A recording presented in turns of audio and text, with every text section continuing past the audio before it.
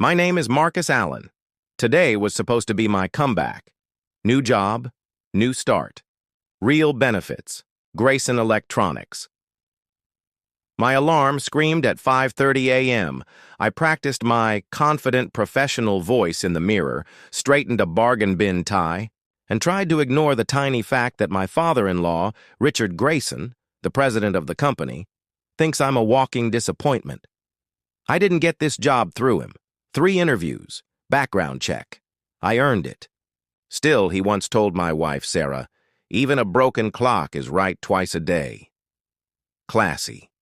I planned to arrive 45 minutes early. The GPS loved me. The traffic did not. The detour bumper to bumper. My ETA slid from early to barely. I ducked down a quiet street, Maple, lined with sprinklers, morning dog walkers, and calm. That's when I saw it, a lump near the curb. Not trash, a dog, limping, filthy, frightened. One leg bloody and stiff. I am not a dog person, but that look, big brown eyes that said everyone drives by, hit me in the chest. I pulled over. The dog tried to bolt, stumbled, and pressed against a chain-link fence, shaking. "Easy, buddy," I whispered, crouching low. "I'm not here to hurt you." The whimpering stopped, a cautious sniff. I inched closer, matted fur, ribs under, my fingers. This wasn't a bad morning. This was a long, hard life. I lifted him gently. He melted into my shirt like he'd finally decided to trust someone. I checked the time. 8:01 a.m. First day. I should have kept driving. I didn't. There's a 24-hour emergency clinic 10 minutes away. I called. "Sunrise Emergency Vet. This is Chloe. I'm bringing an injured stray. Leg wound. Underweight. We're ready. Come straight in." I set him on the passenger floor. He curled into a tiny ball. "Okay, pal," I said, threading. Red lights with guilt and hope. "We'll fix the leg? Then I'll sprint to work and beg forgiveness." The clinic Chloe met us in puppy print scrubs. Dr. Samuel Ortiz followed, calm and steady. "Straightforward," the doctor said after a quick exam. "Stitches, fluids, antibiotics. He's dehydrated, but he'll be okay." I exhaled for the first time. "Please, help him. I'll leave my number." I glanced at the clock. 8:23 a.m.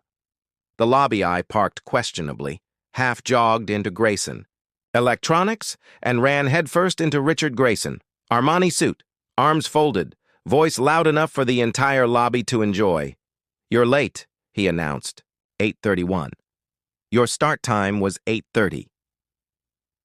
"There was an injured dog," I said, already hearing how bad it sounded. "I took it to the emergency vet." He blinked, then sharpened the knife. "On your first day, you chose a stray over this company, over your responsibilities, over your family. You're fired." Silence. Phones paused mid-scroll. A coffee pour froze in mid-air. The security guard started my way, apologetic eyes, slow steps. The elevator dinged. Daniel Pierce, HR director, always aggressively pleasant, burst out like, his hair was on fire. "Richard, turn on the news," he said, breathless. "Now." Live breaking news.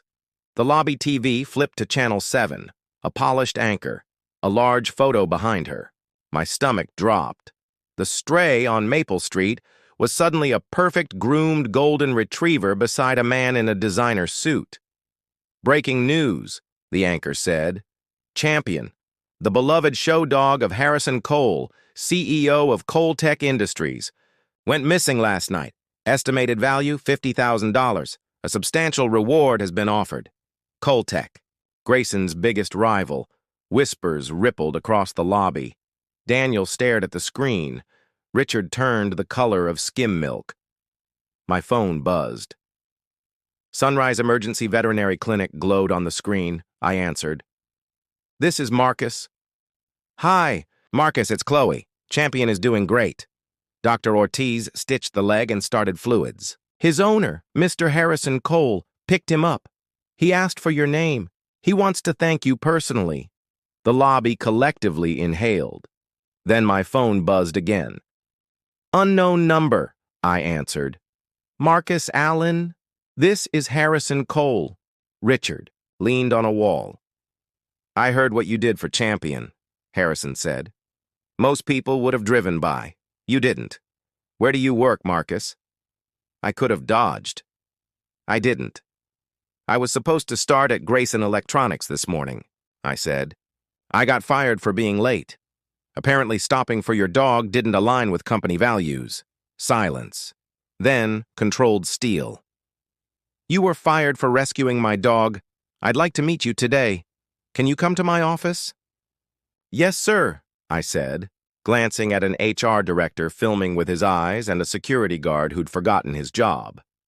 Coltec I showered at home, changed into my one excellent shirt, and drove downtown. Coltec's lobby looked like the future. Living trees, real art, real coffee. Harrison met me with a warm handshake. Champion sat beside him, glossy and proud, tail thumping like a drum. "Marcus," Harrison said, "technical skills can be taught. Integrity can't. Compassion can't. We're launching a community outreach program. I want someone who chooses people over convenience. I want you." He didn't offer a cubicle. He offered a seat at the table. "Director of Community Relations," he said. "You'll sit on our board." My jaw actually tried to leave my face. "Fall out," the story exploded. Security footage surfaced of me carrying Champion to my car. Dr. Ortiz spoke to the press. The headline wrote itself. "Good Samaritan fired for rescuing CEO's prize dog. Rival company hires him." Grayson's official statement, delivered by a very uncomfortable Daniel. "We make personnel decisions based on a variety of factors. We wish Mr. Allen well." Translation: we stepped on a rake. Richard called Sarah to complain that the media was twisting the story. The Chamber of Commerce called to ask if he'd truly fired someone for saving a dog. Daniel texted me late one night. "Some of us always knew he was wrong about you. Please don't say I said that. I didn't rub it in. I didn't need to. The facts did the work." 6 months later, I sat in a real boardroom at 7:30 a.m., sipping real coffee, with Champion asleep under my chair. Our scholarship program had partnerships with 12 high schools and 30 full rides approved. Our rooftop community garden had a waiting list and a visit scheduled from the mayor. We funded STEM, labs. We rebuilt a playground. We launched emergency microgrants for families between paychecks. "Outstanding work," Harrison said. "Let's take Champion up to the garden after the meeting." Every morning I drove past Maple Street. I slowed at the spot near the chain link fence, the exact place where my life pivoted because I chose to stop for a scared, bleeding dog. Sunday dinners still happen at the Graysons. Richard never apologized. He did, however, master a new line. "I always knew Marcus had potential." "Sure you did, Richard. Sure you did." The rooftop in the garden. Champion chased a butterfly like it owed him money. Harrison watched him, then patted my shoulder. "You had every reason to keep driving," he said. "New job? Tight schedule. 1,000 excuses." "I've never been great at minding my own business," I said.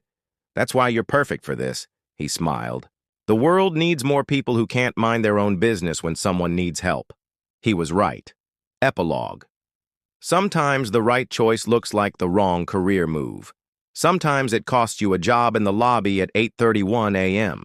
Sometimes HR yells, "Turn on the news," and the whole city watches your life flip. I left home trying to impress a man who thought I'd never be enough. I came home with a purpose, a team, a seat at the table, and a golden retriever who thinks I hang the moon. All because I stopped. All because I chose compassion over convenience. All because a stray with Champion's eyes asked, without a word, "Do you see me?" I did, and everything changed.